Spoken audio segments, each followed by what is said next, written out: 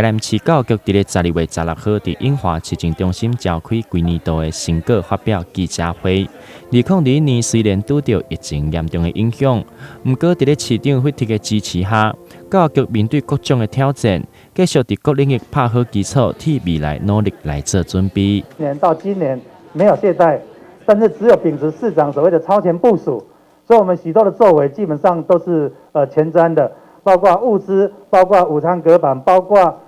疫苗的一個施打，跟大家也報告到，我們現在目前呢疫苗的施打，教師的部分呢已經達到97.32%，那學生的部分呢有98.25%。那麼接下來還有第二劑的部分，甚至未來第三劑，我們持續呢都會來配合中央的政策來執行。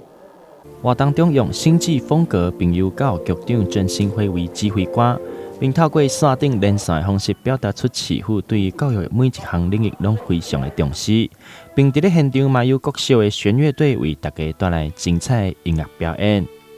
所謂教育的所謂資源投入，讓學生的學習能夠更好，那未來會持續的來擴充。那我們對於老師的部分的照顧，或許大家還有一些期待，但是我們發現，我們其實在財政可以的範圍之下，已經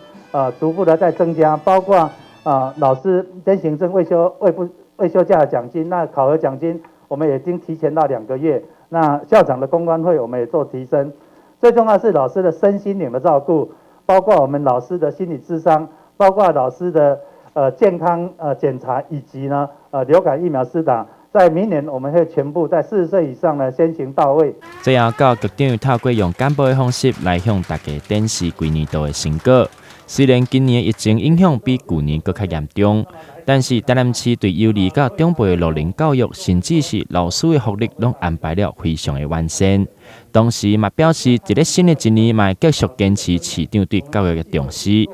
打造優質的教育環境，全新的台南新風貌。台南新聞劉品言採訪報道。